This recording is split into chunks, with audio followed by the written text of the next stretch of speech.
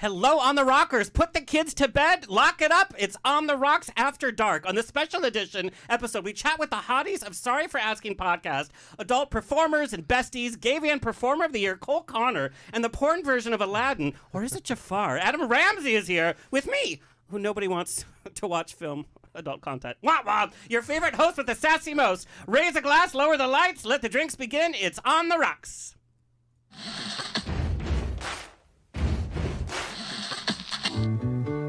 Thank you for being Boulevard. Life is a banquet, and most poor suckers are starving to death. I'd like to propose a toast. This is On the Rocks with Alexander, where I drink with your favorite celebrities as we talk about fashion, entertainment, pop culture, reality TV, and, well, that's about it. So pop a cork, lean back, and raise a glass to On the Rocks. Fasten your seatbelt. It's going to be a bumpy night. Lord have mercy. Buttons and bows and pantyhose. On the Rocks podcast, the place where we're too glam to give a damn. I was going to wear all red for Valentine's Day, but I didn't want you thinking I was Rihanna. Pregnant again. Hey, I love carbs. Give me a break. You want to know how you're single, super gay, and a mama's boy? My mom got me this. It's chocolate. It's called The Perfect Man, and it really is. Number one, he's chocolate. Smooth and doesn't talk back. I'm in love. And the serving size on the back says half man. I'm going to have a few half men tonight, if you know what I mean. Anyway, just real fast, we've been getting messages on where you can see us live, where you can hang out with us, so get ready.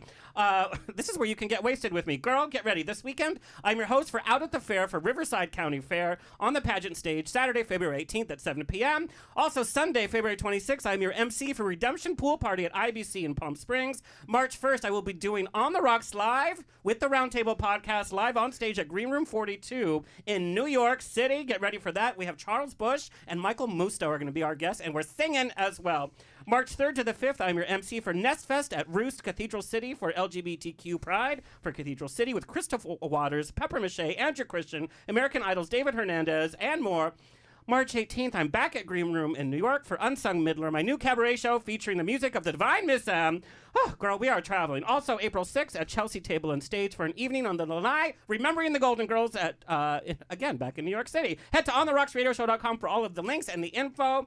Follow us on Instagram and TikTok at On The Rocks On Air, and on Facebook, On The Rocks Radio Show. Send me an email, book me for a pride, wedding, funeral, quinceañera, bris. I don't care. I will show up. Info at ontherocksradioshow.com. The show is presented by Straw Hat Media. You can watch and or listen to our now over 300 episodes at ontherocksradioshow.com. Watch us on Apple TV, Roku, Amazon Fire TV on the Outlet.tv app, Facebook Watch, streaming with Pride on SVTV, and on Channel 31 on the East Coast. You lucky East Coast, 4 times a week. All right, let's get this show on the road. Bring back my men. Cole Connor is your salt and pepper fantasy, hailing from Kentucky. My favorite things come from Kentucky. Kentucky Fried Chicken and Cole Connor. In his very short time in the biz, he has become a Falcon Naked Sword exclusive. You can pick your friends and you can pick your own nose, apparently. He won Gavian Performer of the Year and the Grammy Awards for Best Newcomer. He's co-host of the fabulous Sorry for Asking podcast. Please welcome Cole Connor. Oh, I get an applause. Oh, you get an applause. Hello. Also joining us, make way, it's Prince Ramzi. This Armenian LA native hunk of man is an actor, musician, adult film performer, therapist, writer, and podcaster. He's filmed with about every important studio out there. And you don't want to challenge his smarts because he will win and you will lose. And then he's going to let you know that he won too. He also co-hosts the Sorry for Asking podcast with Cole Connor. Please welcome Adam Ramzi. Hi. Hi. Hi. Hi. Happy Valentine's, by the way. Happy Valentine's Happy Day. Valentine's Day. We're just going to jump into it. We have tons of questions. We got a lot of fan questions as well. I just want to start way off, before porn, before any of this. Your experience growing up. Now, Adam, I know growing up in as an Armenian, but in LA, you're an LA native. Yeah. You went to a private Armenian school. I sure did. So that must have been such an experience being part of the Armenian culture, which I know is very conservative. But then you're in the middle of LA, which is so diverse. What was it like growing up, and when did you kind of realize that maybe I'm not like the other boys? Oh, God. First of all, I want to say that opening was amazing. You are crushing it. Girl, that's my Such cardio for the good week. Do you think stuff. I'm sweating off my half man, by the My way. It's sweating. gosh. I love Charles Bush. I love all the old time references. Some Carol we Channing. got everything, some, yes. Some Elaine Stritch was in there a little bit. Gotta have Elaine. She's the my reason favorite. I'm doing this. I'm serious. Yeah. I did definitely feel a little out of place. I think growing up in the Armenian American community, it felt very insular. Like, as a byproduct of years of persecution, sorry to say, the Armenian community, I think a side effect has been like, in an effort to preserve the culture, they ended up being kind of like isolated and, anything non-Armenian As was considered protection. like scary Yeah. and, Which is funny because we as the LGBTQ community sometimes get that way. sure. But we also have that division with the trans community and the gay community sometimes as well. It's like Sometimes. defense is up. Also Jews. Yes, Jews. Hello, Jew. I knew you were Jew in your first scene. I'm like, oh, he's Jewish. Yeah, I just felt like, growing up Armenian and then like realizing I was gay, the Armenian flag is red, blue, and orange. And I always like to say I just added a few colors to my flag. I love that. And plus the Armenian culture, how can you not be gay? The men are just so beautiful. Like, some of them really hit it out of the park. It's true. Yes. so how did you kind of approach the subject with your family? How did you yourself start to accept it with your own? You're like, I'm going to explore this part of my life. I was raised Catholic. Yeah. I didn't come out till I was a junior in college, and that's even coming out to myself.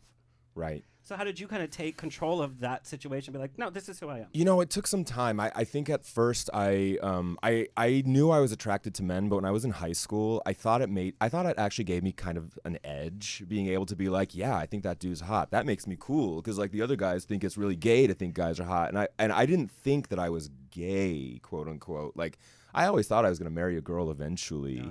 But then it wasn't until I started kind of being more sexually active and realizing like, oh, this might not go away, that like I was just like, okay, I need to feel okay with this. I told my closer friends, I told my sister who's also gay, I told my brothers, and then I told my parents are divorced, and it was very interesting because my mom was basically like, I'm so glad you live in a time where you can explore this about yourself, because I remember back in the day when men didn't come out till they were in their 50s and were already married and had to tell their wives and kids. So that was really nice to get that kind of support on one side. My dad took a lot longer. My dad was devastated, but he's amazing now. He's really come around. And there's those ideas of machismo in the Armenian culture like sure. there are in the Mexican culture. They're just like, this is what a man is supposed to act like. Have you always been a button pusher? Because you were like, push buttons. I mean, you're like a machine operator. You're Wow. like, button, button, button, button, button. I haven't been called that in a while, but yes, I am known in my family as the button pusher. tell. Black sheep-ish. I like button pusher better. I'm gonna steal that if you don't mind. I think it's Yeah. great. It's like, why not? I like taking risks. I like being weird. It's fun. And like nowadays, being gay isn't that much of being a button pusher. We're almost mainstream. Well, at least in California. Well, and parts of it, I was born and raised in Orange County, which is about an hour south of here. Yeah. Still super conservative. There's still Trump booths still open. And like me coming out in the Catholic Church, no way, no how. Right. That wasn't even an option. I didn't even have the language. I didn't know the feelings I was feeling. I didn't watch my first gay porn. That was a shock. I was like, whoa, where did that go? Yeah. But even the idea of gay sex, first time I had gay sex, I didn't know how to do it. And it was traumatizing to the fact, like, I didn't do it. I didn't try it again for another 6 months. Because it was like, no, that did not work. Yeah. In that poop hole? Were you bottoming or topping? I'm a blouse.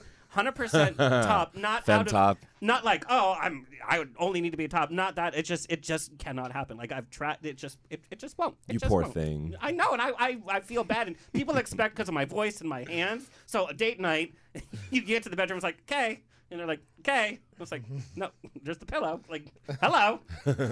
Never works out. But in talking about conservative, coming from Kentucky, which is also conservative on a whole different level. Mm-hmm. What was that kind of experience growing up?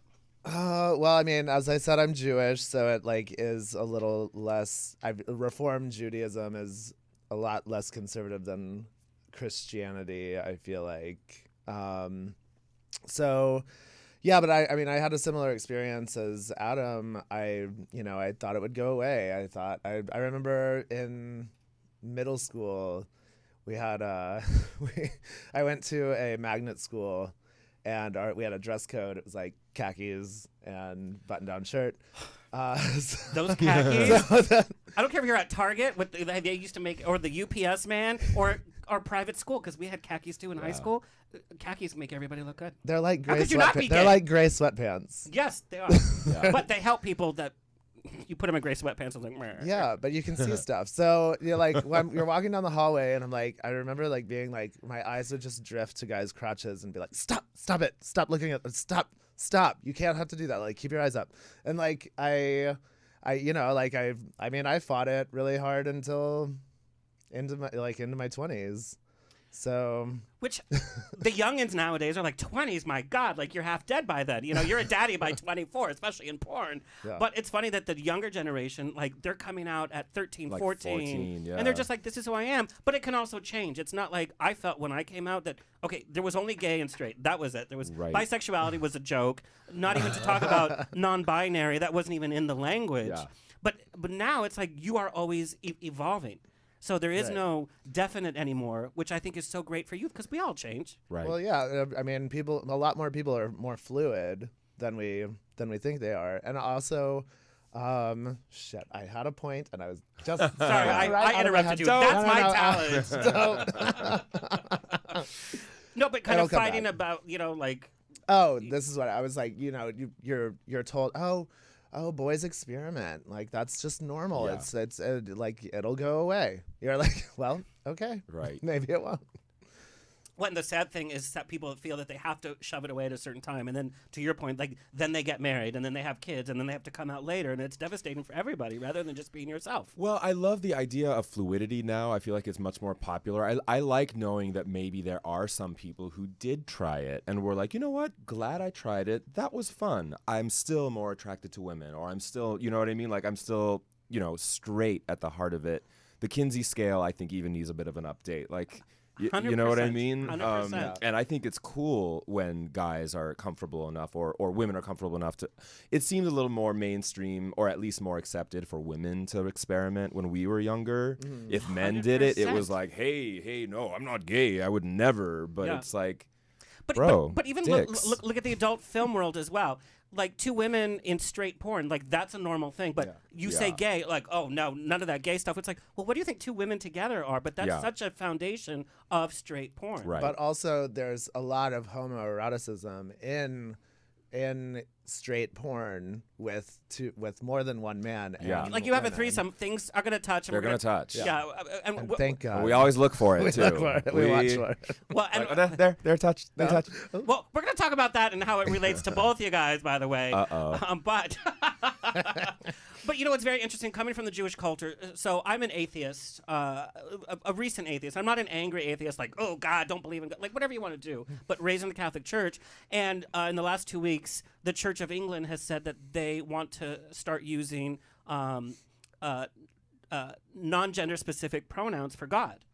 And then everybody Whoa. started freaking out because they're like, oh my God, that is making the Bible too woke. And what are you talking about? It's like, Wait, Catholics freaked out? no, like everybody. And it was, so the Church of England, but everybody's having the comment, and even like Republicans are saying that is taking the Bible too woke. But wait a minute. So being an atheist, I know more about religion than I ever did growing up as a Catholic. So I studied. In fact, like my minor is in religion because I couldn't saturate enough of the history of it. And a huge part of that was Judaism. So I went to Israel for 2 weeks to study. Wow. When you look at the original text, the early Hebrew text are non-gender specific in terms of even the Holy Spirit was a female pronoun in Hebrew. When it got changed, everything got masculated. The patriarchy, it struck for sure and stuck around too. But it's crazy because the idea of God is that God is an other being, not human. That's what we're here for. Right. So to put a pronoun on something or a presence that's non-human. And in the Old Testament, God in Genesis refers to themselves as we make people in our own image. That was one of the original. Wow. So even I'm conditioned to use it. Everyone's conditioned to use it. Right, I but mean, isn't like, this crazy? I was actually thinking about this the other day. How when we pray, we say in the name of the Father, the Son, and the Holy Ghost. And I'm like, wow, do women ever feel weird when they're at church and they're praying to the Father and the Son? Like, what about the mother and the daughter? Hello, like. I mean, without Mary, we'd be pretty without Christianity, right? Totally. I mean, hello. Both Marys. Yes. Well, Mary, I want to hang out Hello, with Mary Mary. Magdalene. Like, yeah. But this is the conversation, but it's people having an opinion, not understanding the root of their own faith, such as the Jewish faith. Even though very like the Orthodox is very extreme, having women in the different room and all that. But in terms of the original text, it being so fluid, Right. it's just so weird how man has just changed it into something so negative. Anyway, I could go off on that tangent, but I want to talk about both of you before porn. So, Adam, I am fascinated with your resume, with Boy. everything that you had, playing for a band, Yeah. master's in psychology, therapist internship in San Francisco, stage acting. Yeah. What were you looking for, and what are you looking for now in terms of where your priorities and where your shift is? Because you've done a little bit of everything. Yeah. Was it that you were looking for something to attach onto, and did these elements of your life do it for you, or... Great Just question. a simple question for On the Rocks. It's like, what the hell is I'm this? just pouring myself some more for this. Yeah, I'm like, maybe I should pour myself some too as I This think is about why this we have answer. Flash. No. Yeah, On the Rocks, right Yes. here. Well branded. Yeah, I always kind of prided myself on being a jack of all trades, but also a master of none. Like, I remember a friend kind of telling me, like, oh no, the only way you're really going to succeed in anything is if you pick one thing and stick to it. Which I kind of, on one level, I was like, he's totally right. It works for some people. Yeah, Some people are the but on best the other, I accountants. was like, I can't do it. I'm sorry. When I lived in San Francisco, I was doing everything. I was having my counseling internship. I was working as a bar back in a bar. I was go-go dancing. I was doing porn. I was like thriving in that That's like city. the best life you could imagine. Like, You if know I what I could mean? get I was paid for loving doing it. porn, if I could get Yeah. paid for go-go dancing, how fun I was that getting be? paid for all of it. And everyone kept telling me how San Francisco was such an expensive place to live. And I went up there and I was like saving money. But then I came back to LA and things kind of changed, and like the pandemic happened, and I definitely saw the other side of what it's like to throw things at the wall and see what sticks, because sometimes they don't stick. That's life, though. And I realized, like, I don't like feeling lost. And so I kind of sense started that for really questioning myself a lot. And then it was sort of like around this time last year actually it was a little bit before then, where like I started doing nightlife things again, but more of in a producing role. And then that was when we started doing this podcast, and things just kind of started fitting into place again. And I was like, ooh, this feels good. These things are things that feel good. I have time for them. I can do them. They give me joy. I don't hate going to work. So now I'm kind of like just riding that wave. I make occasional content and occasional porn. I love doing this podcast with Cole, and my nightlife things. I throw 2 weekly events, one on a Sunday called Hot Dog and one on a Thursday called Gym Class at High Tops. And they're doing so well. So it just feels nice when what you're doing feels like it's landing. Well, you want to talk about inclusivity. Hot Dog on Sundays, and for those not in LA local area, if you come to LA to visit, go to Hot Dog Sundays. There's so much inclusion and sexiness. It's like, okay, this is what every LGBTQ event should be. Thank you. Not even LGBTQ. It's like the girls are like, "Can we play?" It's like, "No, bitch, go away." But it's so inclusive. But I want to talk about San Francisco, because there's been this like Cold War between San Francisco and LA, and you've talked about it in one of your interviews. It's like, well, you had roots in both cities. Yeah. Where does that weird animosity come from? And your experience loving both cities. You've done your research. Oh, honey, I'm this so is what we do. honored. First of all, this is what we do. I have your mugshots. I also have your Yes. Well, everyone likes to shit on LA. New York people, Yes. San So Francisco people. I remember it. I actually remember it because, I've been, a sexually active gay adult male for like a good 15 to 18 years now. And I remember making friends from New York and friends from San Francisco who just would always say the most shallow things about LA. They'd be like, "Oh, I just hate how fake it is." And I'd be like, "Wow, okay, well tell me what you mean by that." And they would never have an answer. Because they would And just they'd be repeat like, what they heard. They'd be like, "Yeah, I came and visited and it sucked. I was staying with my cousin in Northridge and we went out to the Abbey and it took so long." I'm like, "Well, that's where you fucked up." Yeah. So then I started, like, right before I moved to San Francisco, I remember being like part of this wave of people that was like, come visit and just like see the backside, I mean, so to speak, of like what we've got going on in LA. And like people started realizing, oh, LA is actually kind of cool. And then guess what? San Francisco and New York, half of them all started moving here. And that's when our rent started going up. I remember the moment it happened. It was like around 2011, 2012 that like people started moving here, and then our rent just started slowly skyrocketing. And it's all your fault. It's all my fault. It's all Not your just fault. my fault. But like, you know, Sorry we wanted for to, asking. We wanted, sorry for asking. Sorry for we wanted to inviting. show people that LA was more than just West Hollywood and the Hollywood Walk of Fame and freeways. Like, Well, and that's even like the worst part of our city is actual Hollywood Boulevard. Like the Walk of Fame, like that's awful. gross. The Hollywood sign, you're like, okay, that's not LA. But I think a lot I of live people. so close to there. I mean, it is How's that part going? of, but it's like that's not all. It is. But I think coming to LA is very difficult. Even me coming to LA from Orange County, it's very difficult. Yeah. It weeds out the people that can make it. It weeds out the people that are willing to work hard. It weeds out the people that actually have a talent. You cannot.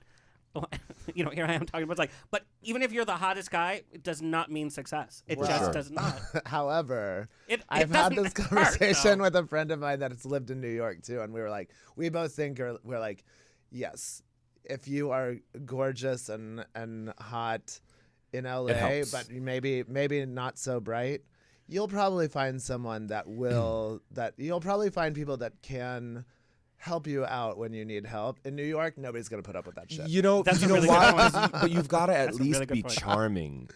I think in New York, people don't give a shit about charming. They see through In bullshit. LA, if you're charming, even if you're not bright, Smoke if and you're, mirrors. yeah, like, And totally. if you are cute, you'll end up on the CW, and it still pays the bills. Like we know that, or you'll end up on the Real Friends if we hope. But anyway, Ooh. And then, R.I.P.. And then you won't end up there. but I'm gonna talk about stage acting. The acting you do in the adult film world is still acting. Yeah. Whether you're with a co-star, you're like, okay, well, whatever. I want to talk about your stage acting and what it kind of taught you about performing in general, because we know stage acting is very difficult.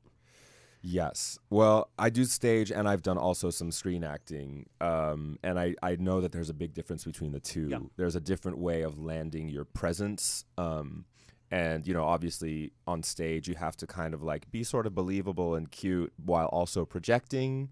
Whereas on screen, you have to be kind of understated and, use your And facial being expressions. present on stage. That audience is right here. They're going to read you. They're going to be like, I don't believe it. Yeah. 8 shows a week. Oh, for sure. Yeah. So, more than anything, in terms of adult films, I think the thing that it mostly taught me was be camera aware.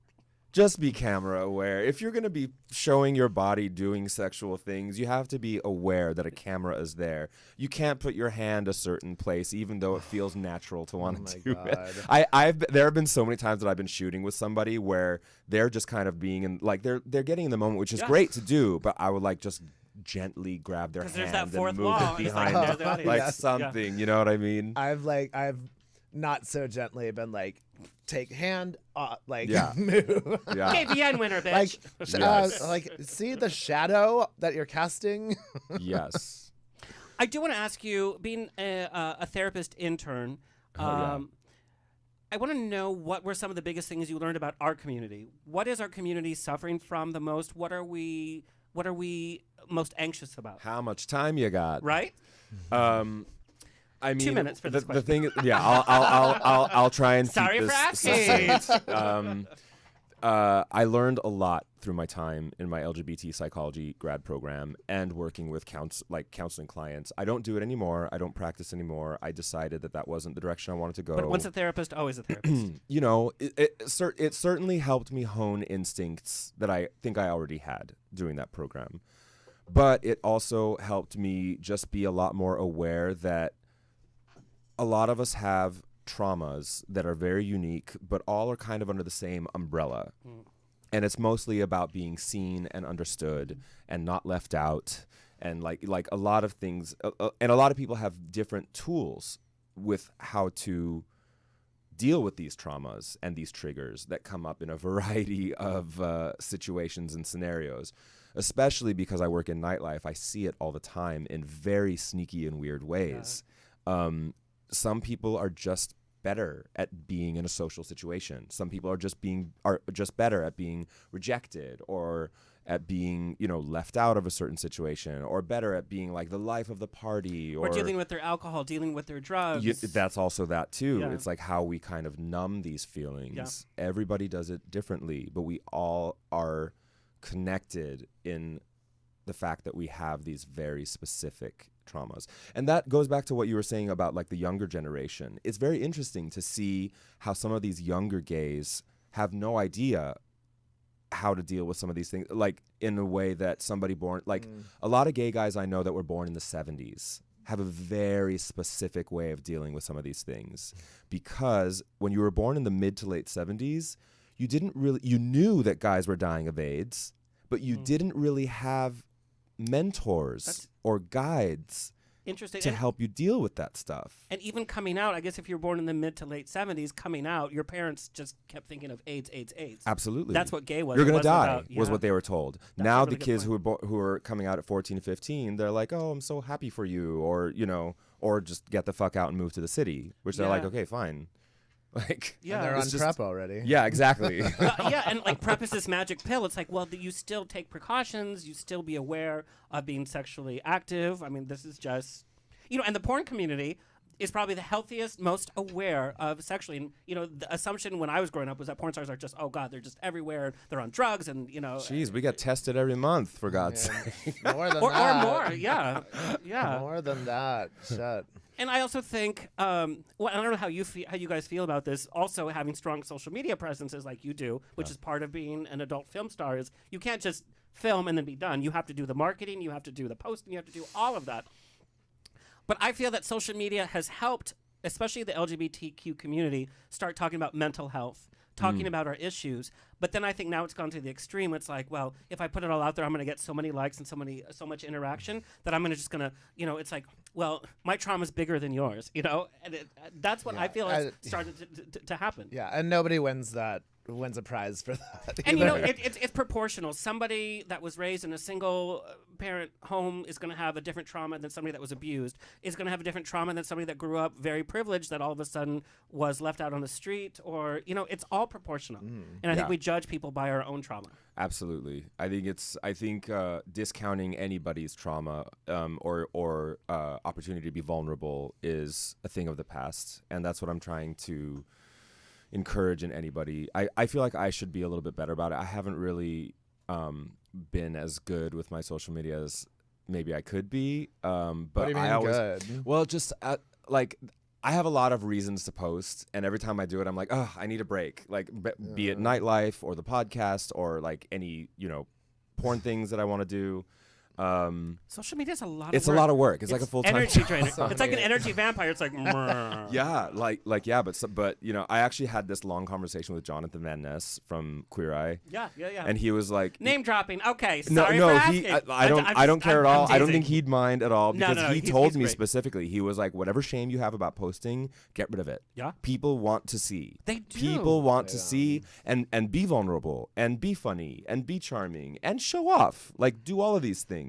And They want to be part of your life. And this is the trend with the adult community, which is why fan sites have taken off so much, is like fans can see studio porn and it looks great, can enjoy it, but they want to feel intimate with you guys on a different level. That's why, your podcast charts every single week, everywhere, on the Apple charts. It's because your fans get to interact with you as people. They feel that they're part of your family because you are part of their family. Yeah. And there's a great. power in the adult community.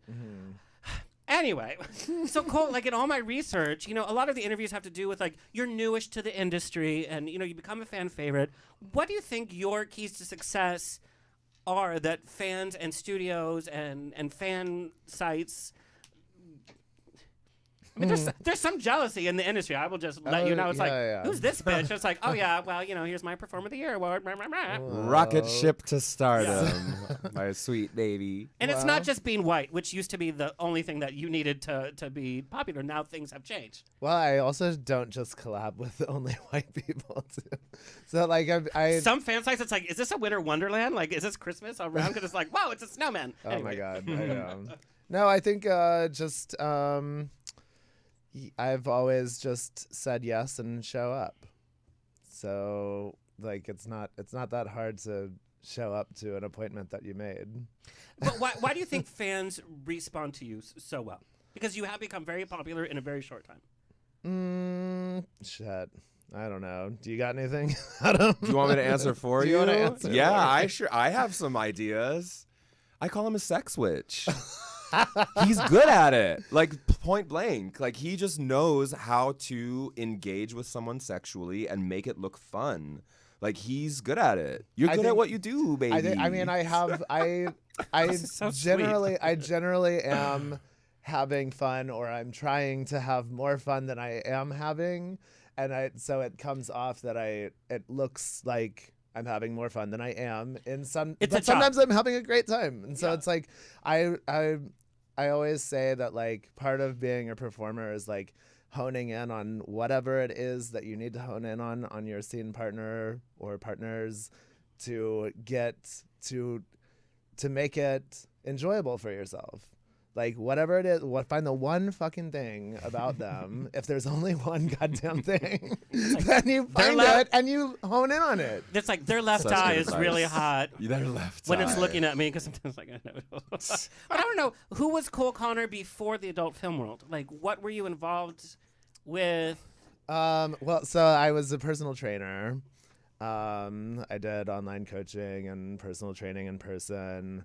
I was working out a lot, doing fitness stuff, but that was like 12 years before doing porn, and towards the last few years of it, I was kind of looking for a way out. It kind of staled on me. Like I was kind of bored. Then COVID happened, and then it was just online coaching, and then I was really bored, and I was like, maybe we need to figure, like it just kind of happened where somebody suggested I had an OnlyFans, and I was like, why don't I have an OnlyFans? Let's just do it. So, and then it just all kind of like snowballed into like me collabing with people, and then like my Twitter went off. And Was it odd, like filming your first OnlyFans scene, or was it just like, oh, this is natural? It was natural. Yeah. In our episode that comes out tomorrow, where Steve Cruz is featured, that's the first thing he says about Cole is that he was a natural. Like, And just how easy is a direct? Well, from stage work, if you have to work with a stage actor, you're like, oh, fire them. And I've done stage and camera acting and like improv and sketch comedy. I think improv is so important, especially if you're podcasting, because you just never know where it's going to go. And I think improv builds a confidence no matter what you look like, who you are, where you come from. Improv just builds his confidence. Yeah. Do you sing? Were you like in musical theater? I did some musicals. I would cast you as the Music Man. I was little Patrick in Mame. Of course you were. my freshman year. And in high now school. you're Mame. And now I'm Mame. Young Mame. Young Mame. Did you do musical theater? I never did musical theater. I wish I watched a lot of musicals. Because you're but I never, a musician. Yeah, when I actually went to the when I was a teenager, I went to the Lee Strasberg Theater Institute, and we had a couple musical moments. It's so funny that the Lee Strasberg Theater Institute is just like 2 blocks from Foo Bar, which is like where, Welcome to LA. Yeah. So to go Foods. do that at like, at like 13, 14, and now as an adult be like, I remember this place. But yeah, I was never in musical theater. I wish I was. That sounds fun. Because you can say, I mean, Adam's somebody that is just good at everything creative you could possibly imagine. One time we were like, you came over. This is before porn, before my porn. You came over. I had bought some canvases and some paint. It was just thought we'd like smoke some weed and paint. And mine looks like shit. I'm like, I don't even know what I'm doing. And they're like, I still have it. What he He's made. like, It's that's so I was cute. like, no. That's so cute. He does still have it. And it makes me happy every time I see it in this place. I do have an idea that like whatever you put your mind to, you just like, okay, we're gonna do the F out of it, and then. Sometimes, yeah. I wish and I guess I get very competitive with myself, and like sometimes wish I was a little more focused at certain things. But yeah, if there is something that interests me in that moment, I will focus and zero in on it. And then like once it's done, I'm like, okay, well that's done. And now I move on to the next. Not sure that's the best way to do it, but I'm learning. But there's no right or wrong, and obviously both of you had such success. Not to bring up another hot topic, but Cole Connor being a white man in porn, Adam coming from an ethnic background. There's this whole conversation lately about racial representation in porn, how it's gotten better. Is it now focused on one ethnicity over the other? being a person of color, and anybody who's not white to me is a person of color. Yeah. Seeing somebody like Cole come in, and it's like, okay, exclusive, now awards, blah blah blah blah blah. It's harder, and this is just fact. It's harder for a person of color to make a name in the adult film industry. Do you feel that? I feel that yes, it certainly. I think it's changed a lot, and I would never. Oh, this is really complicated, especially because We're here to spill the tea. Pour another. I feel like, and for me personally also, I feel like I kind of like straddle this line where I identify as a person of color, but I make jokes about being like vaguely of Middle Eastern descent. Which I can see too. You know what I mean? Like I've had, the funny thing is I have white friends sometimes will call me white, but POC people will refer to me as POC.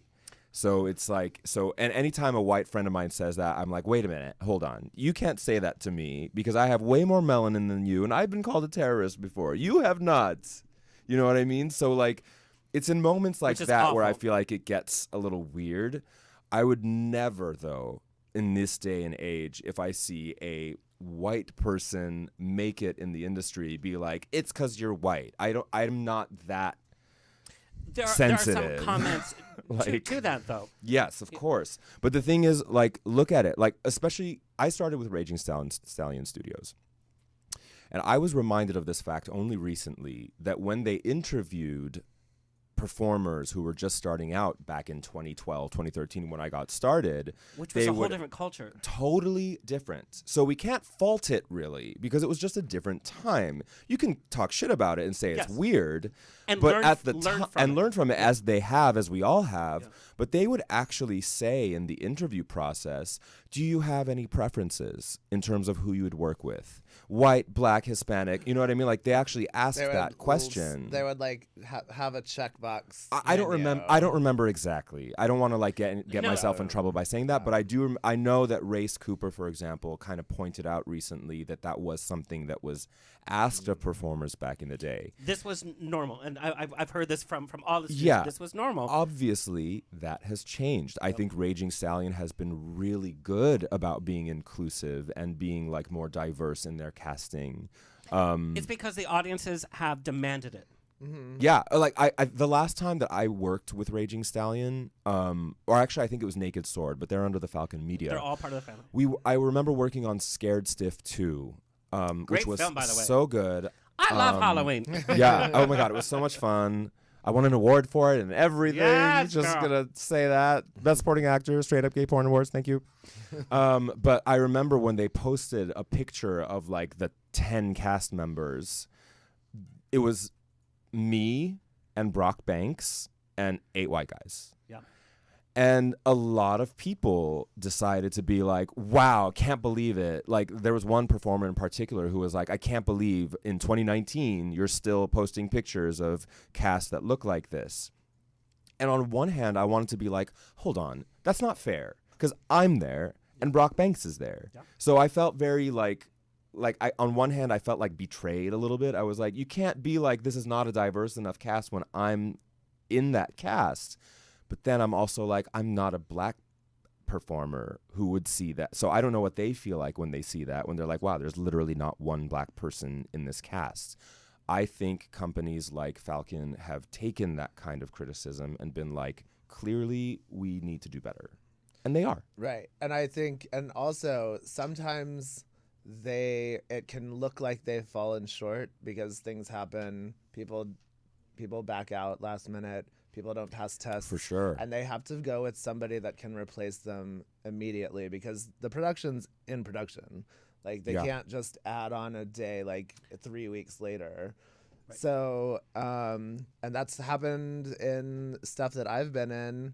And I'm like, oh, really? This is and also this is where it kind of like circles around too, where it gets kind of weird, where you don't want to like be oversensitive to these things, because how weird would it be if a person of color performer backs out because of whatever reason, and you're like, uh-oh, we need a person of color performer. Quick, find one on the phone. Like, that gets weird. But there is also that, do we have this check? Do we have this check? And we're seeing this now at awards. It's like, there used to be a category for best black performer and best Latin performer. I mean, this was the adult industry award. We talked about that with Andre Donovan in our first season. Best ethnic scene. Yes. And That was how he felt conflicted about, like, he's like, I. that was, and and how it was like a chance for them to win an award that would usually go to a white person, but it was like, and then it was just gone. Well, and the person who made us think about it was a white performer.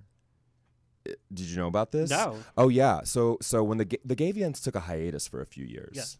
And when they came back, they included all the former categories, and one of them was best ethnic scene. And like here I am as a POC performer, I'm like, oh my God, did I get nominated? That was my reaction. But then a white performer was like, this is not okay in this day and age. I am withdrawing myself from being eligible for nominations because this is an outrage. This is some juicy stuff. Yeah, yeah. And it was actually really validating to talk to Andre during our episode, because he said the same thing. He was like, wait a minute, like, I wasn't offended. I was looking for my nomination. And I think he actually got nominated that year. And the Gavians, in response to this outrage, decided to just combine all the duo scene nominations together. And so for Andre, he was like, oh, well, I guess I'm not winning this one then. So it's a weird fine line, I guess, where we just kind of have to, like, it's like this weird cyclical thing. I hate the word woke. I hate it. I think it is so it's like that word moist. You hear it, and you're just like, oh God. Well, especially because it's gotten so overused by the right wing, like iconic and woke. Let's not use them for a while, shall we? And like, does me caring about equal rights make me woke? No, it makes me human. Yeah, it's a dumb word, but at the same time, I feel like I understand when you see something like that controversy. Yeah. It's someone maybe taking the woke thing a little too far, and then all of a sudden it's like, now we've kind of circled around where it's like, wait, is there a too woke? But I think of woke as just as like understanding different privileges, and like understanding that like a privilege is just something you never had to think about. Of course. And like and understanding that, because like, but you've that's never just had to think awareness, about it, though. It's human. Right, I know. So you're awoken to an awareness that you have never had to think about. I think that word started out with good intentions. 100%. Because who doesn't want to be woke? What do you want to be asleep? You know what I mean? But I get it. Like, it's somebody that has learned. But it's I like, wanna be asleep. sometimes I want to passed be. out. Yeah. Have another. But to me, that term meant somebody that learned and changed from it. Such as my grandma used to use the most offensive terms. Yeah. She was the sweetest, nicest person. It had nothing to do with racism. It's just that's what she was taught, until you say, this is not okay. Let's have a conversation in a friendly way. Yeah. And then we learn. Did she learn? Because that's a symptom, I think, of being older, is like the older they get, they don't like being told that something they're doing 100%. is I'm not okay in by my old today's age, standards. Of course. I don't want to be told I have to do TikTok. I'm like, oh, I'm doing TikTok. Meanwhile, neither of us do TikTok ever.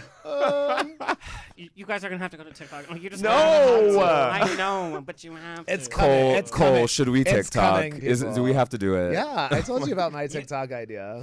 Did you? Don't tell it now, because Oh, everyone's going okay, to no, okay, all right. Watch Right. on my Yes, TikTok. coming soon on Cole Connor's TikTok. TikTok by the TikToks. Call that your duo. Oh, the way. TikTok. Okay, I want to do a hot topic with you guys. Let's do it. Madonna, are we allowed to talk about her face? Is it ageism? Oh, was there more? I thought there was No. I thought it was a check. I thought it was A, B, or C. Well, no, because you could put in ageism. You could say it's not, supporting women in industry, whatever. Okay, the thing is, I think there's a balance. We can all acknowledge that she's gotten a little kooky, but we don't have to zero in so specifically. But was she on always it. kooky? I mean, truth Yeah. or dare? Yes, yes, Kooky. she's always been kooky, She's and a now button she's pusher. a button pusher. See you when I'm 64, by the way. Please don't look like that. That's misogynist. No, but here's the thing: it's like if you say, God, she looked terrible. So I think that some of the online criticism has gone a little far. And also, especially because like that photo of her at the Grammys was totally doctored to make her look insane. But that's not the only time that we've seen her that she looks not like Madonna. I mean, see, I don't really know because all her Instagram videos, she's filtered them to death. The fact is, listen, all our moms are a little weird. She's like pop culture's mom. So like, yeah, she's weird, but have some fucking respect. It's Madonna, all right? Leave her alone. Yeah, she's just. I mean, she's just reinventing herself yet another time. Always. I love her. I bought tickets. I'm gonna see the show. I don't care. Like, I don't think anybody's refuting like what she's done for the Yeah. industry, but we can't say like I don't know. I would never be like, oh fuck, looks like whatever. Like but we're all thinking she looks different. she looks crazy. And that's what somebody Like- said. It's like we're not commenting on feminism. We're not on ageism. She looks freakish.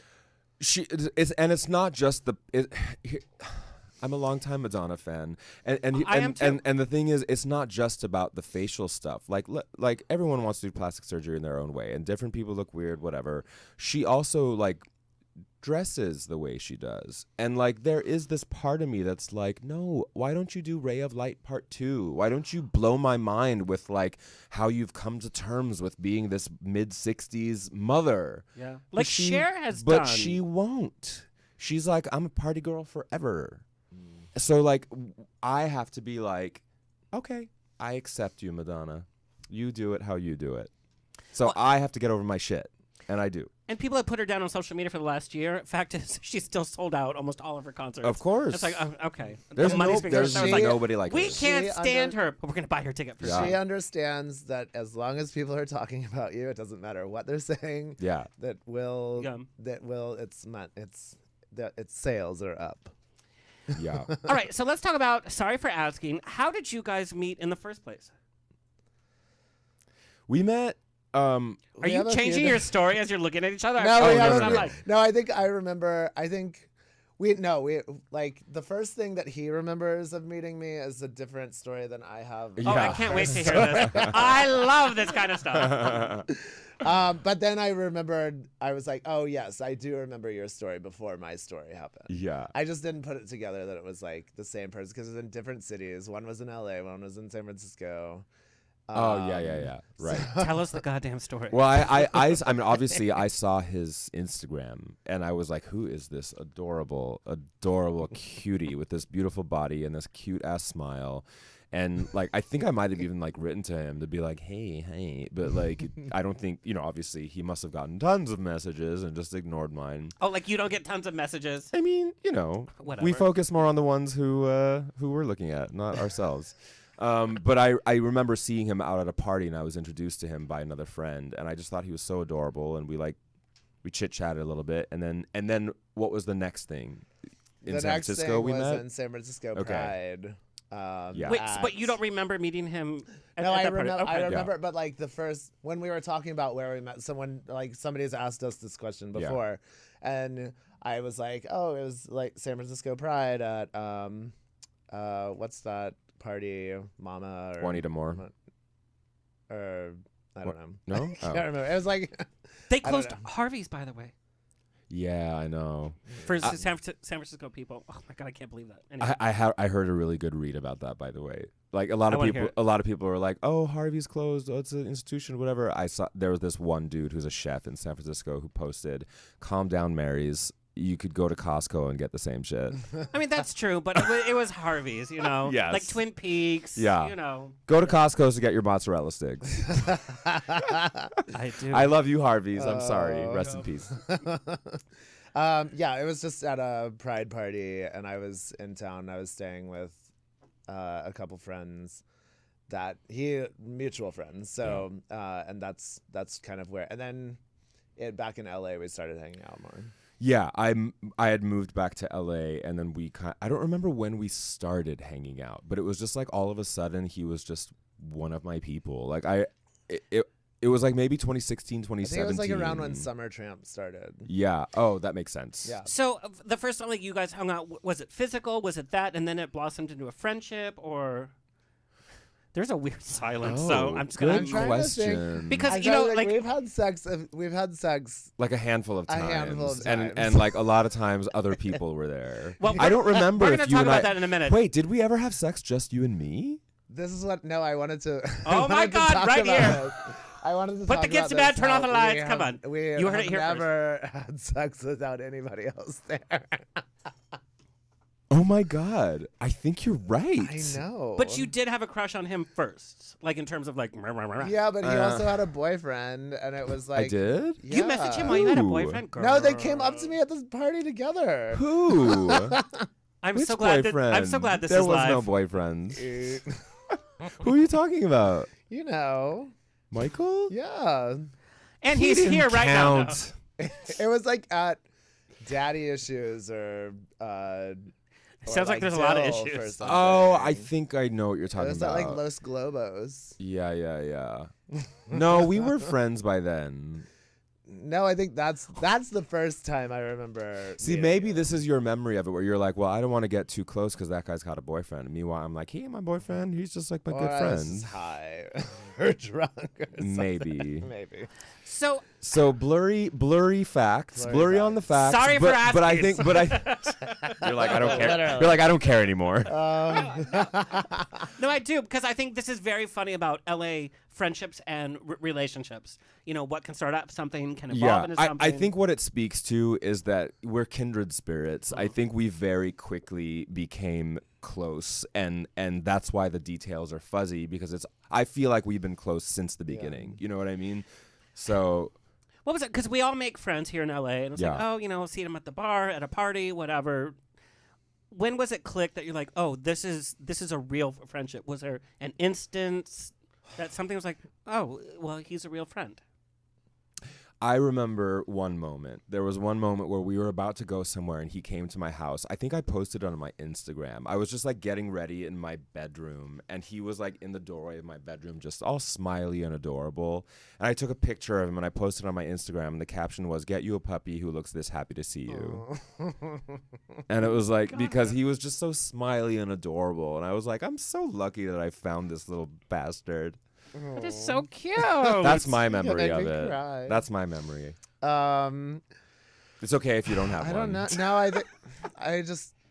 I guess it was more. I guess gradual is the wrong word for it, but it was like it just kind of happened, and I Yeah. didn't realize a moment when it did. But we've been through. I've seen him break up with people. He's seen me break Been up there for with your people. best Yeah. and at It's your like, worst. we've just always kind of been there for each other. So it's like it's always, I don't have like a ton of people that I could say that about. This is LA. Making friends is almost impossible. Making real friends, Yeah. it's very hard. So I want to know where the spark. You guys are gonna have a moment.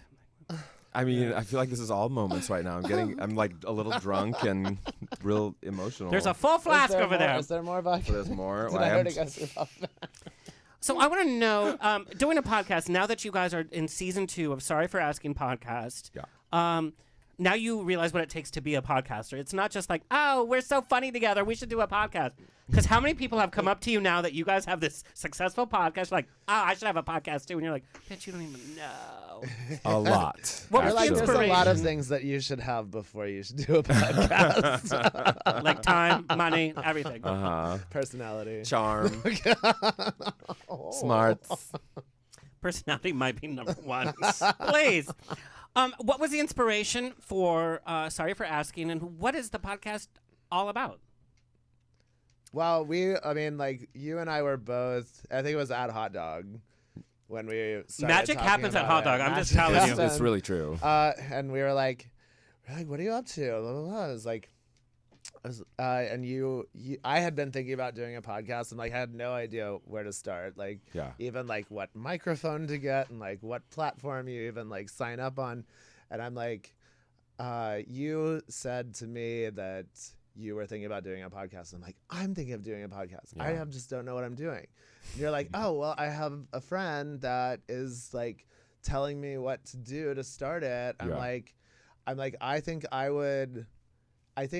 it would be better for me to do it with someone as opposed to me doing it alone, because it will like keep me accountable for actually doing the things that I Podcasting will is need hard. to do. Yeah. And I'm like, if I let myself down, this is with anything. If I just only have myself to let down, I'll let myself down. Yeah. If it's you that I'm letting down, I won't. Right. So Yeah, it was something that I, especially because, you know, when I got into porn, I was still in my grad program, and You were I knew approached I had in school. I was approached while I was in school, Yeah. yeah. And I had this kind of like long-term plan with it, that I was like, I know I want to do something bigger with it. I wasn't sure if it was going to be a book. I wrote a blog for a little while, but I remember thinking about the podcast, and it was when I brought it up with Cole, where like once we started talking about it, I think it clicked for both of us, where we both in that conversation were like, oh, this will be better if we do this together. And I know now for a fact that neither of us would have gotten it off the ground without the other. And I speak very much for myself when I say this. I'm not very good with follow through. And like, it's really it's true. Yeah, I know I do a lot of stuff, but sometimes follow through Girl, is I'll like, get a follow through at 11:30 p.m. at night. I'll get a follow through. What about this episode? Spotify. but truly, I think that teasing. there was no way I was gonna do it by myself. So it was like once we had this conversation, it was like, oh, and then all of a sudden it just kind of started happening. Like we did a few practice episodes. We did a lot of practice. We did a lot of practice episodes, and I was like, "Oh, maybe I'll throw in some outtakes from the practice episodes," but I don't think we're gonna do that. I listened to some of them, and I'm like, "Yeah, they're cute, but I'm not gonna edit that shit." So what is the podcast about? It's, you know, we talk about a lot of stuff about sexuality and working in porn, creating porn, consuming it. Yeah. What kind of stuff? Because I think the kind of what turns you on in adulthood is very crafted in your in your formative years. Absolutely. The first things that you see sexually. Look at our backgrounds. We're talking about khaki pants, but that's a huge part of sexuality. It's like Catholic school. Uh-huh. Yeah. Yeah. So I don't know. That's what we just.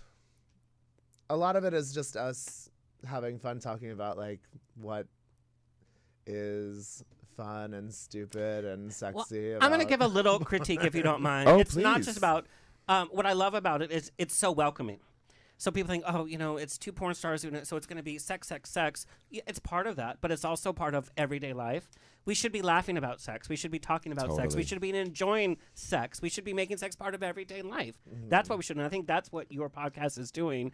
It's destigmatizing this idea of sex is bad. Absolutely. From an Armenian And culture, porn from is a bad. Catholic culture, from the Jewish. Yeah. Yeah. Everybody watches porn. I don't Everybody. care. The top Republican, Marjorie Taylor Greene, probably right now is looking up like scissoring. Like, ah! You know what I mean? when we were talking about what we wanted it to be, and like if we were creating a mission statement, we were like, we definitely want to destigmatize like this notion that like porn is bad or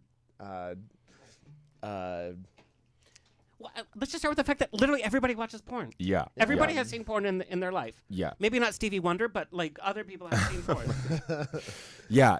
I think that talking about the creation as well as the consumption, like that's where it kind of like levels the playing field Yeah. a little bit. It's like because not everybody creates porn, but everybody consumes it. So Yeah. that is kind of what brings us on the level of a lot of our listeners, and that's why I think a lot of our listeners, a lot of the people I've spoken to who listen to it, they talk about how relatable it is, and I love that. I think that's so cool. And also the thing that makes me so happy is that a lot of times our listeners who talk to me say that one of the things that draws them to it is just our rapport in general. I think Cole and I are just really good at shooting the shit with each other. We have good chemistry just But as you can't humans. fake that. You know, some people do Oh, a of podcast together. It's course. like, how many followers do you have? How many followers? Great. Oh Let's my God, post like yeah. this and do this. No. And then the podcast is like, well, And the thing is, because Cole and I generally, in like the years that we've been friends, we make each other laugh. Like we make each other laugh. We're also good at getting deep, but not too deep.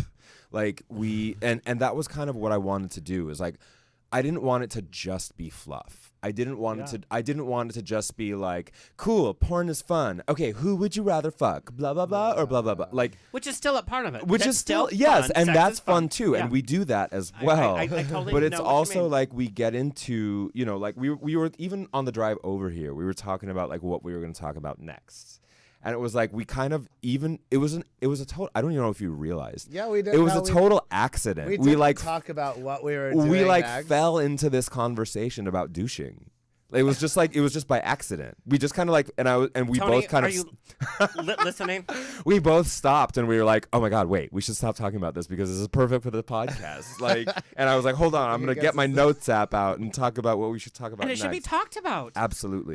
Because guess what? a lot of people need to. Everybody douches. Everybody douches, and sometimes not Well, so from a certain well. from a certain generation, the 70s Exactly. is like, yeah.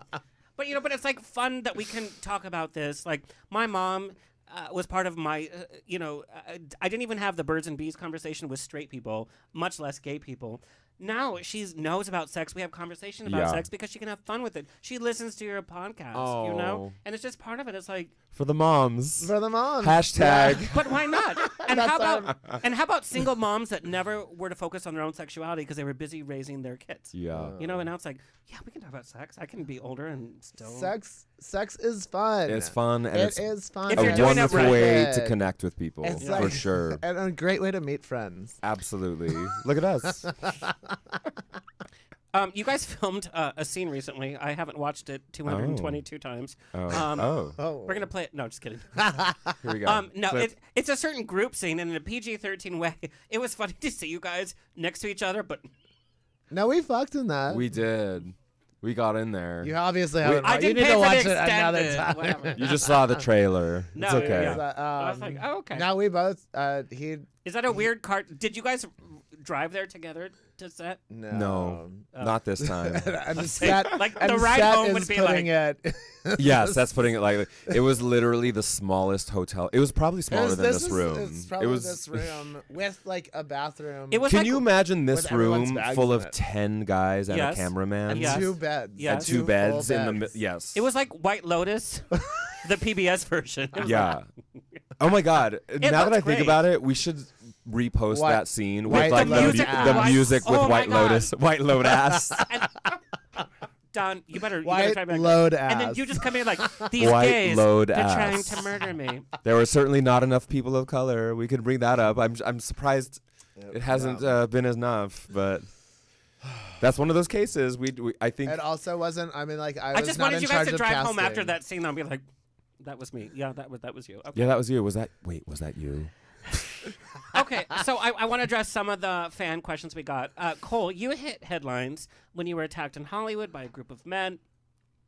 All of the headlines read adult film star, and then we have what I love. Number one is that you were so open about sharing this, which I know when trauma happens to us, we don't always share. And it's not necessarily for you, and it should be about you, but it's for what people can learn from this process. Thank you for sharing this, by the way. Thank you for sharing the interviews. I cannot imagine. I've never gone through anything like that, so I can't say oh God, I can imagine. Me neither. Can never imagine in my entire life being attacked in our private bubble. We feel that we're safe here in LA. Yeah. The fact is we're not, and we don't know why people react the way that they do. I want to know what got you through that process. Was it a personal mantra? How you overcame? Because, like we talk about trauma, a lot of people from our community suffer trauma, and they need to hear how we can work through it. So if you don't mind sharing kind of that, like, this is how I got through it. Oh, I don't know if it was like one thing, but I mean, I think staying positive about it and actually sharing it and getting all the positive responses about it was really helpful in my getting over all of that.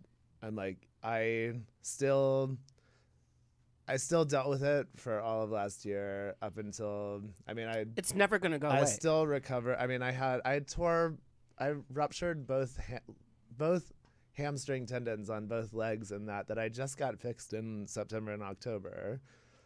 6 weeks apart. So there was 3 months where I was on crutches and not working. What's funny is people, like, I've been accused of, like, milking it.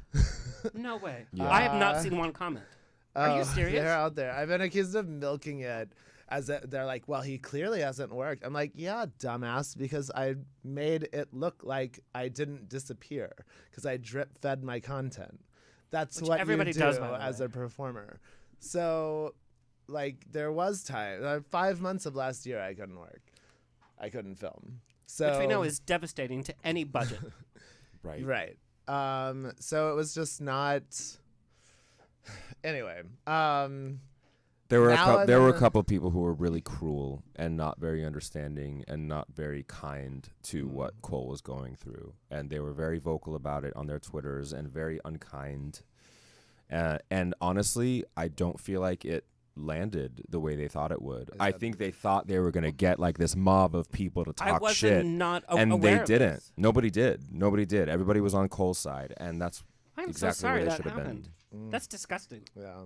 It's true though. That's what I thought. It was disgusting. It was really unfair. I think he squared it away with a couple of them, maybe not with one of them. But I'm just really glad that whatever they were trying to do didn't work. Everybody that I know showed up in your support, and I'm just really glad to hear that. Yeah, and I'm like, I try to think about like the good things that came out of it. Like, had I not had all this time to focus on our podcast and put real time into it, and effort. If I had been running around filming, going out of town and like shooting studio scenes all over the place, maybe I would have been like, you know what, I'm just too busy to do this podcast with you, Adam. Like, maybe we'll like circle back around. But like, and I'm like, but this has been super therapeutic and helpful for me in the whole process of last year.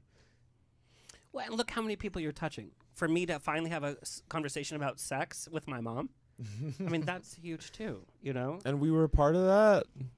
Yeah. That's amazing. Not as big a part as I would like when it's like that, that White Lotus. White Lotus.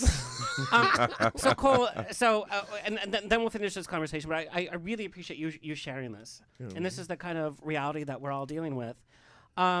This came from a porn star saying that all of the headlines read "adult film star ... gets attacked." Did it bother you that was the leading headline? That every headline said adult film star. And this comes from a fellow porn star. I don't know. I think I wanted it. I mean, people asked me as an adult film star about it. Like, not everybody knew my real name and my like real persona. So like, and that was the way to get. I wanted more. I did want people to know that it happened because, like, I've always felt safe in LA. I was going to an after hours. I'm like, maybe it's not. Maybe don't go back to a car by yourself. We feel safe holding hands. We feel safe, you know. Yeah, but I mean, like, I ran back to my friend's car to get my ID out of it that I left in the seat, and I went by myself. Like, I could have had a friend come with me. I didn't realize I didn't have my ID until we got to the door. I was like, oh shit, I left it, and like, gave me his keys. I ran back by myself, thinking I was like texting them. I'm like, just wait by the door so I don't have to find you when I get back. And it was just like, we gotta watch out for each other and be aware and like just know that things aren't as safe as you want them to be. Yeah. Thank you. All right. Sorry for asking. Yes. Oh, I was just gonna say, and let me also say, as someone who was with him through a lot of this process, he handled himself with such humor and such grace, and there was never a woe is me attitude about any of it. And I just think you're inspiring, Cole. It was a really shitty thing that you went through, and you handled it like a fucking pro. Well, thank you. Yeah. So That's all. amazing. Yeah. It's true. Thank you. Okay, sorry for asking. I want to know what you've learned from each other from doing the podcast. Not in terms of like I learned this about him, but like I've learned this. Oh boy. Oh gosh. I have learned to try to talk slowly so that I can finish a sentence without saying or like or Yes. all of this shit. Isn't that a weird skill? It is a weird Yes, skill. yeah. My first 2 years of podcasting was all I'm like, Yeah. why don't I just sell this like as a remix? It's difficult. I say and like way more than I'd like to admit. You haven't said it at all. Yeah, well, maybe I've learned. Maybe that's what podcasting has done for Well, me. I do, but I don't usually tape a podcast on like 4 vodka sodas. Ditto, by the way. And you guys are doing fantastic. Maybe that's a trick. Maybe we should drink more before our podcast. Your podcast is golden the way it is. Well, yeah. I have learned about Cole that he is. Well, I already knew he's very funny, but I also think that it's great how he drifts. A mutual friend of ours used that word to describe it recently. That I'm thinking of like he Black drifts. Eyes. I'm where a he's just like- drifter. You drift. what does that mean? It's a very specific way that he delivers information when he's not quite able to grab it. I have a slow draw. That's why I'm like, I have to slow down But that's- and think that's- about so that people are hanging on every word. But that's Kentucky. Have you ever It's so had a funny. conversation with yes. a Southern man? The You're thing like, is, in person or maybe even live, it's really engaging and very charming. But in It has terms been of like very an charming. audio situation, when I'm listening to it, because I do the editing usually. And I know I'm a little bit of a Karen about that. Yes, you are. Sorry. Thank you. I don't. audiences also like to hear the cracks and sparks and the moments that don't go right. Yeah, to an extent. I'm an audience member as well, and I just feel like certain things. You can watch the video for all the crap. Yes, for the crack. Yeah, watch the video for all the I would cracks. say and for the first episode yeah. of season 2, we kept that moment because it was so mad. It was so like we saw Oh. all the defenses down. We're like the video wasn't. Oh, playing. the video It's was like, yeah. yes. It's like we're all human. Yeah. How's that's our that first clip show. coming? How's that? How, Yeah, but Adam, is it there yet? I kept that in the audio portion. I just truncated it a little but bit. it's but it's so endearing. But I'll get a text with like, I think I heard a ghost. Yes. I heard a ghost. I heard a ghost.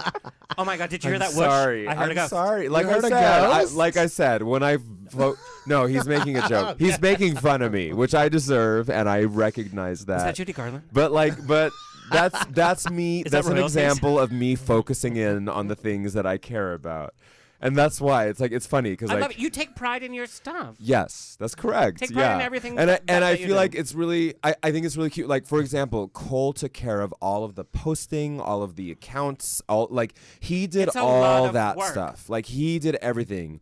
I did more of the editing and the creative, and I was just like I knew there was like a certain way I wanted it to sound. So that's why like there were certain times when I would realize when I'd be like Cole. I would ask Cole a question about something, and he'd be like, "So this scene that we once this scene that I once did, I had this thing that with this person and this scene, and I'd be like, oh my god, it's So been then like he edited it. It was like, I'm Cole Connor. This scene was directed by Steven Spielberg. That's the final result. Right. Yeah. it was a little bit something like that, where I'd be like, just- wow, there's been like 15 seconds and no information has been delivered at all. So I'm just going to try and find a way with my OCD. Our audience, this is what happens in podcasting. Like, this is Yeah. the reality. But it's Yeah. funny because we both. But I do kind feel of- like you're learning this, like, kind of freedom, but you're also learning, like, okay, we also have a product that needs to be. This is the thing. polished. I think I'm loosening up and he's tightening things. Well, I saw that. we in, are. I we saw that in are that group meeting- video at White Lotus. we weren't tightening anything. I have to tell you, in the trailer, and we're PG-13 here, but Yeah. the trailer, I saw you guys next to each other, and I swear it was almost like, Don't. We can't. No, you know what it is? We can't help but giggle. I think that's always But been that's our fun. relationship. Like, and I have to say, if you can laugh with your partner in bed, you're gonna have the best sex ever. it was like all these things were happening around Who us, topped and who? we probably looked. I think we topped We each both did other. it. We both yeah, did both. Girl, we. that season's gonna go viral now. I came twice. I came 0, by the way. but then he and edited that's the why audio. I was like, But then he edited the audio, so all you heard was like, "Thank you." no, Sex Witch title remains. Sex He was Witch. able to Sex come Witch. twice in that scene. Okay. So I was PG-13. so- okay. Oh, is this PG-13? I'm sorry. Well, it's not now. Oh, sorry. No. You can't. A 13-year-old can't say come. Well, now they are. Well, sorry, everybody. So I want Finish. Climax. Finish. What Anyway. have you learned about yourself from podcasting? That I guess I can be a little more of a Karen than I thought. No, but I mean, in terms of like, sometimes when we sit and talk, it's like, oh, I'd never thought I felt that way, or I never thought about this until I finally sat down. I don't know. Cole? I feel like I have a pretty strong grasp of where I stand on a lot of issues and Yeah. and all of that. No, but I mean, even in terms of you as a person, it's like preparing for the podcast and like, oh, I've learned this about myself. Yeah, I think I said mine. I think I realized the thing is I have a very specific type of OCD, and when it shows up, I am able to laugh at myself totally, and I think that I like to kind of put my OCD into places that make sense and yield positive results.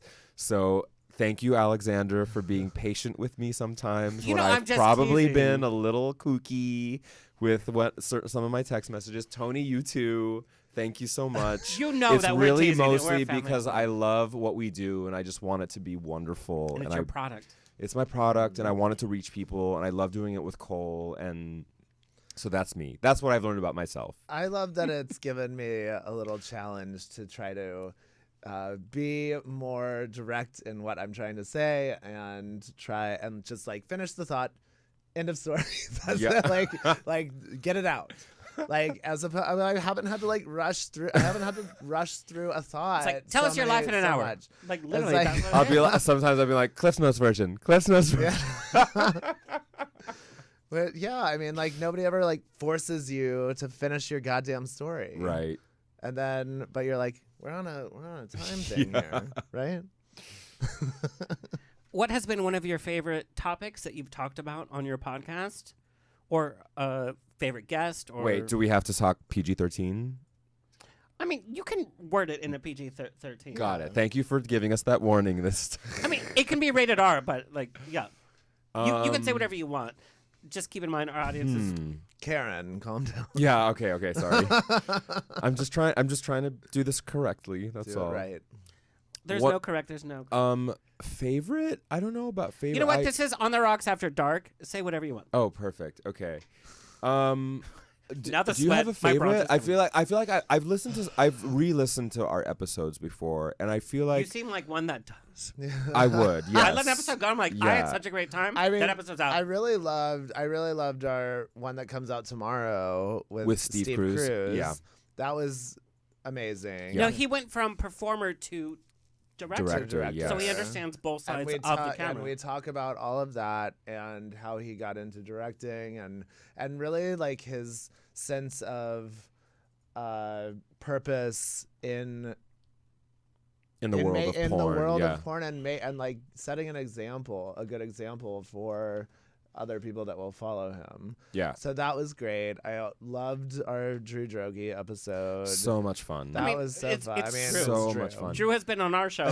Yeah. He didn't have as much fun on our show that he did on your show. by Oh, the way. really? Yeah. And I He- really liked. Oh no. And I really liked the Andre Donovan one because I thought that was important to talk about inclusion and For sure. And I like for me to hear people who are POCs like their interpretation of Yeah. the situations. And he was so eloquent and so much fun, despite literally being on a New York street when he was recording with us. I Isn't that told the him- worst? I told him I was like, please be in a quiet place With your headphones. Oh my God. What do you expect when you're Cole, doing on Cole the fucking clocked me. street. Cole clocked me so hard because as soon as his like Zoom image came up, my face just kind of dropped a little bit. I was like, Andre, is there any way you can go inside? It doesn't ended know up. that? It That's ended so up being insane. totally fine. It ended up being totally It's fine.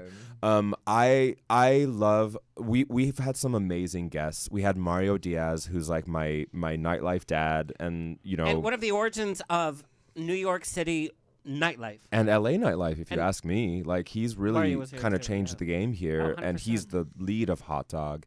Talk We've about something had, that's OCD, by the way. oh my girl. Yeah. Girl, I make a joke And all the look where time he that is. half my job as his manager is just managing his Oh. his anxiety. Oh, so and then he when He's we like, when this we go-go were boy talking had a about lash here. No. when we were talking about about him doing the audio and there was a wrong day and he was like, Yes. I'm sorry if I'm being a little Mario about this. Yes. Oh no. I think that was the first time ever that we had to do a re-record with somebody. Oh my gosh. Was with yeah, Mario. 'cause Yeah. It was like his Wi-Fi sucked yeah. and his headphones sucked. Yeah, and it we was an just were issue. Like, But we also had H. Alan Scott, who's this amazing comedian and podcaster himself. Joel Someone was an amazing guest. Drew Joel Valentino Someone was so was much great. fun.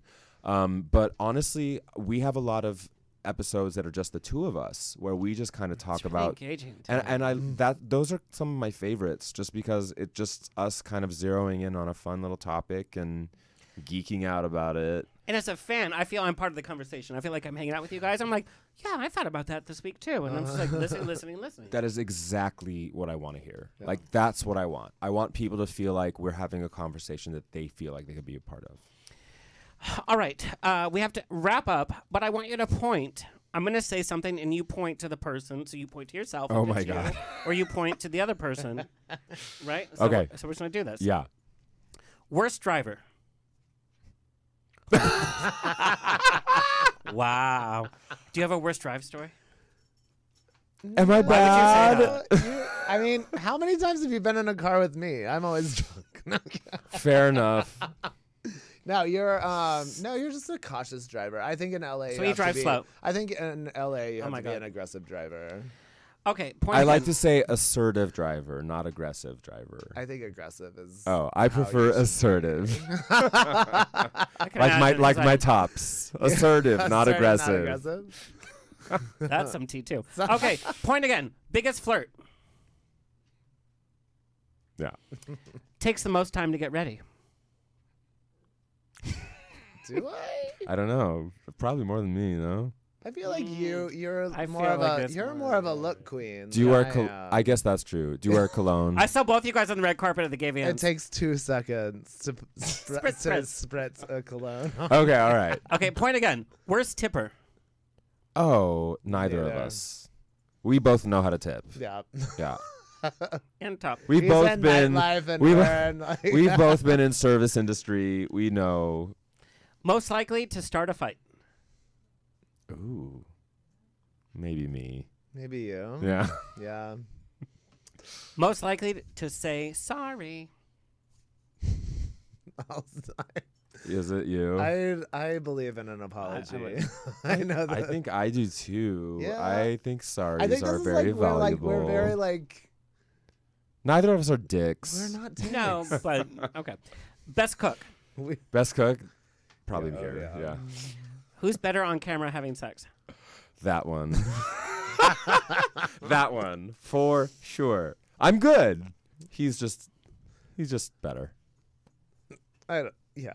I Yeah, love it's you okay. guys. It's okay. I'll Take accept- it. I will Accept accept it. it. So cute, you guys. Well, can you tell everybody, Adam, where you want people to find and follow you? Okay, I have. What an episode, by the way. We Oh my talked God. Literally about everything. Yeah, we went way longer than I expected. I know. Yeah. Thank you for listening for whoever's still there, by the way. Hello, you. we're a top-rated Apple show. Top too, just so you rated. know. Thank you. They're Can't still wait to hear the listening. comments. I cannot wait. You can find me at Prince Jasmine on Instagram. Which I love that Instagram, by the way. Thank you.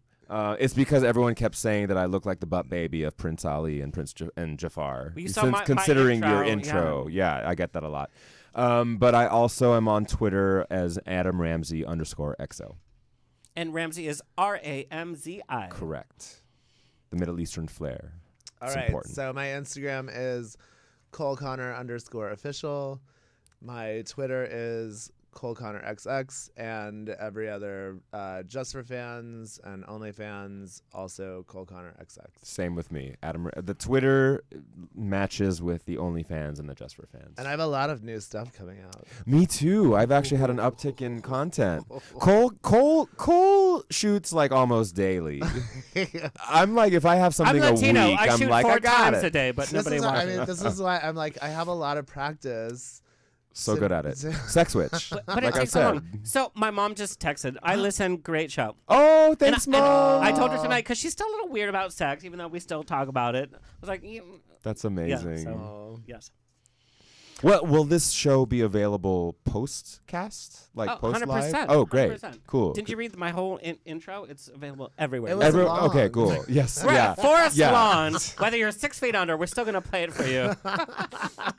You guys, thank you so much. And sorry for asking. Podcast is available everywhere. It's also coming to Out TV, so it'll be available on Apple TV, Roku, Amazon Fire TV. So you Amazing. can watch and listen. And please do. It's so important for the community. And Thank you. you. Thank you it's for so having wonderful. us. Of course. Of course. Well, that's all, folks. It's always a grab bag of fun every week here On the Rocks. A big thank you to our engineer, Tony Sweet, our social media clip editor, Alexis Mendez. Coming up, we are celebrating theater with Jason Lewis, by the way, from Strange Loop from Broadway. Also, we have Julia Lester from Into the Woods on Broadway and from The Secret Garden coming to Amundsen Theater. Also, we're going to be in New York live with Charles Busch and Michael Musto. I have no clue what's going to happen. I love Charles Busch. I love him. Isn't I'm so he crazy? jealous. You can come. It's in New York. Plenty of content creators. Max Connor's there. Until next time, stay tipsy, stay sexy. Just be you, boo. Just be you. This has been another episode of On the Rocks.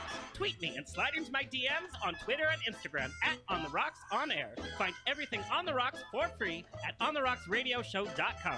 Subscribe, like, review, and share. Until next week, stay fabulous.